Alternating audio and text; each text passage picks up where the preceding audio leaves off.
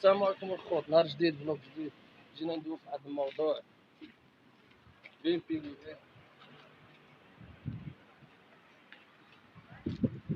جينا نخرج بالورقات ديالنا، جينا الريجسترو سيفيل، موستر بيي الريجسترو سيفيل. جينا الخوت للريجسترو سيفيل باش ناخدو لاكارت ديالنا، الترخيصه ديالنا كيعطيوها لك هنايا على ديال عام 365 يوم. كاينه الشميش الخوت، الحراره 30 درجه اللي كاينه الخوت.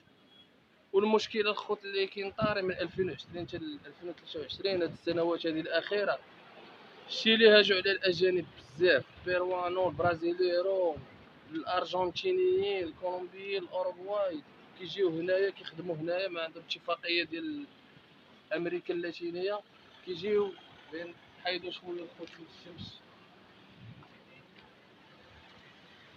كيجيو هنايا الخوت كي ما عندهم اتفاقيه باش يدخلوا زعما الامريكا اللاتينيه كامله، كيجيو هنا يدخلوا للشيلي حيت هي اللي فيها العمله طالعه على كاع البلدان ديال امريكا اللاتينيه، وهي البلد الوحيد اللي الباسبور ديالها يمكن يدخلك الميريكان. فهمتوني الخوت؟ وهنايا عندهم قانون في شكل على الدول ديال امريكا اللاتينيه الاخرى، عندهم داكشي النظام زوين، عندهم خدمه زوينه، عندهم خلصه زوينه، عندهم السميك طالع على كاع البلدان ديال امريكا اللاتينيه. علاش داكشي الخوت؟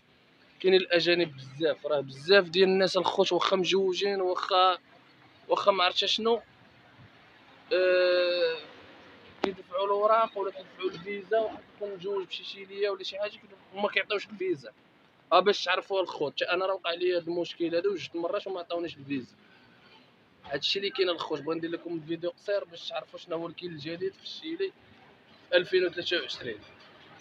بقى لنا نهار على رمضان غدا ان شاء الله، غدا يوم الخميس، مبروك عواشركم، والله يدخل عليكم رمضان بالصحه والراحه.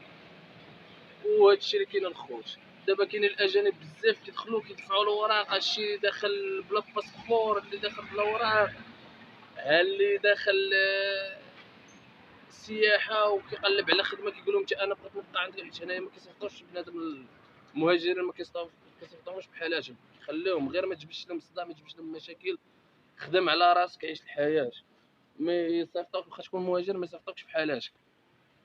وهادشي اللي كاين الخوت. دابا راه وصلنا لشهر ونص، وجيت سولت عليها وقالت لينا باقا السيده في المكتب ديال ريجستر سيفيل اللي كيعطيو لاكارت، بحال كارت سيجور، يمكن لك تسافر بها، يمكن لك تخدم بها، يمكن لك دير بها اي حاجه، باش ما تبقاش هاز معاك الباسبور ديالك وخارج للزنقه.